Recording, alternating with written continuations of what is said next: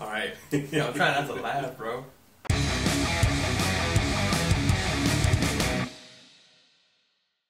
Hey there, everybody. I'm JR.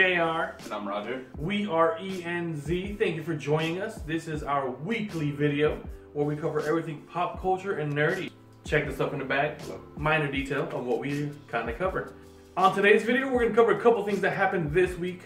First week of November. And last week of October, first days of November. Okay, that counts. That counts. All right. Well, we're going to have to say a happy belated birthday to somebody very special. Yes, a 5'3" Canadian man who sneaked his way into our hearts. We are talking about none other than Mr. James Howlett Logan himself, yes. Otherwise known as Wolverine, Weapon X, as if you will, you know. He first appeared in Hulk 181. If you haven't checked that out, try to get your hands on him. Psych, because it costs thousands of dollars. So you're pretty much fucked. I've held one. I had the honor, the blessing to have it held with these hands right here, and I've never touched one ever since.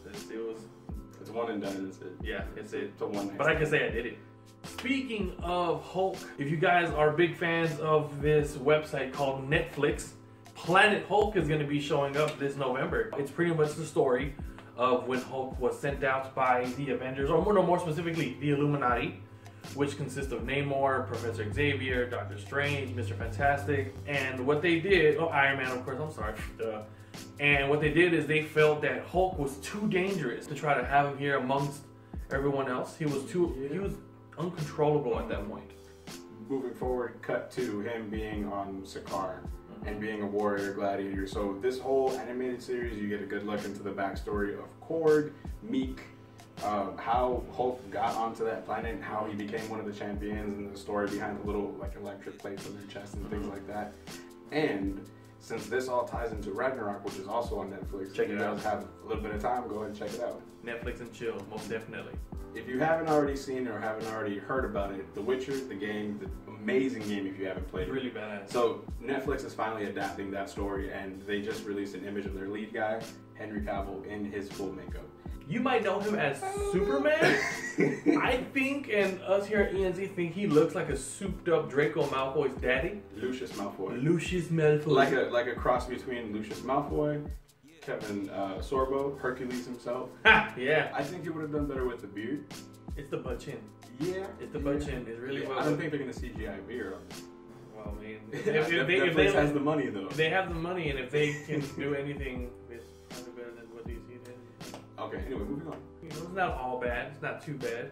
It gets dark. It's about to get real dark. Like rated R dark. Rated R.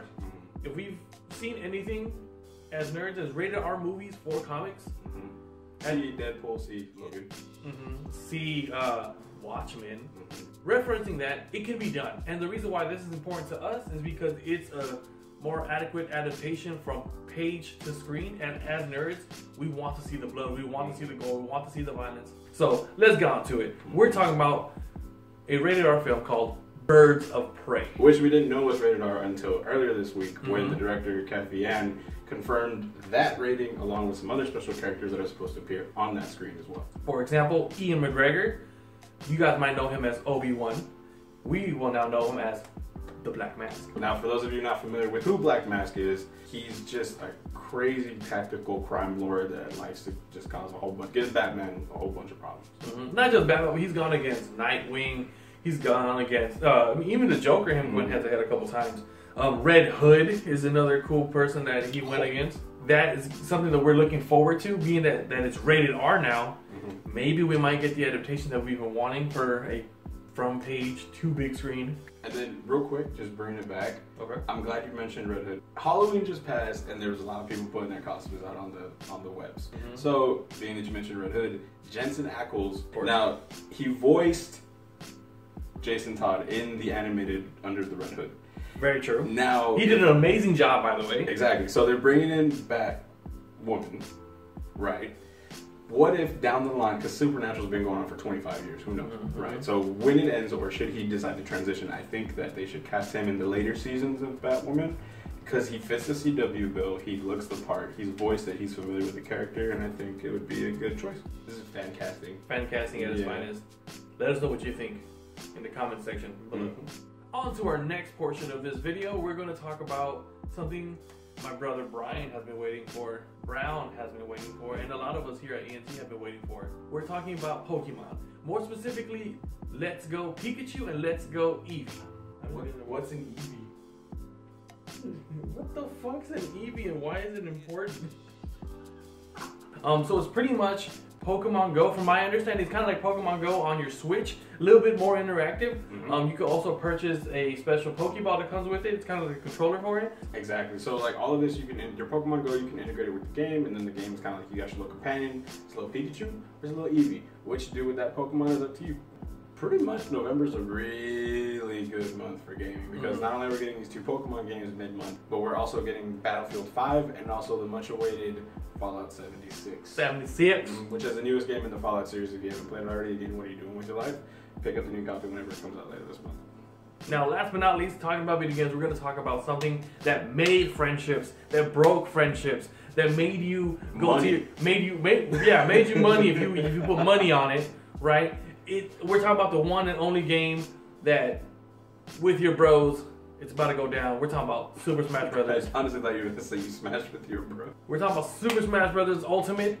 What I'm most excited about is the fact that they have, I think, 76 playable characters in this roster, yo. It's been done before. You see it with Super Smash Melee, with Brawl. Shoot, even the one that started it all, in my opinion, with the big rosters, was most definitely be Marvel vs. Capcom 2. I think it's one of the very first fighter games that you kind of just said, damn, it's next level stuff right there. We have a ton of great characters coming in.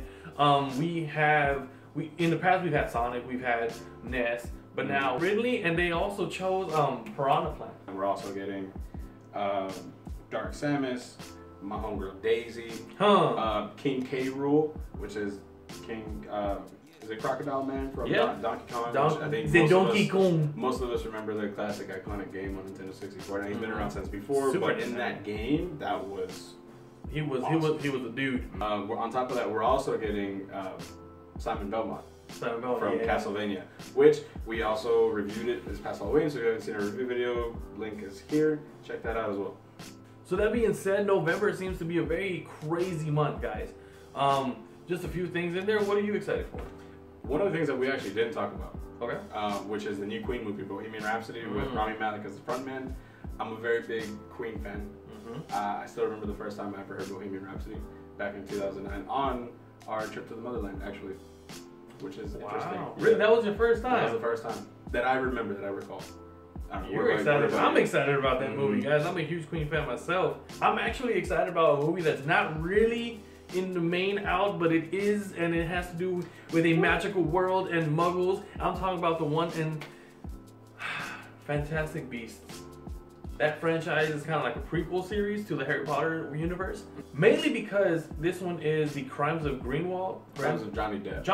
The Crimes of Johnny Depp, the man of a million faces. Yes. Oh, and we're also getting, what I'm excited for about that movie, actually, even though I haven't seen the first one, don't hate me for it, but it is what it is. Young Dumbledore. Oh, yes. I believe it's Jude Law as Young Dumbledore. I'm interested to see that. Yeah. Mainly because in the previous film, it kind of left us with that big cliffhanger, and, you know, Johnny Depp, Grindelwald, got away. Sorry, guys, spoilers. I mean, I figured. Talking about his crimes, and then, you know, something happened or didn't go right. Most definitely. Yeah. But that's one thing I'm really excited about November, aside from Yu-Gi-Oh, of course, because that's one of our biggest passions. We have the new zombie structure deck that came out. Other than that, guys, it's a quick little snippet of what's happening in November. And with that being said, guys, this is the end of our weekend recap. My name is Roger. I'm JR. We have been ENZ, and we will see you guys next week.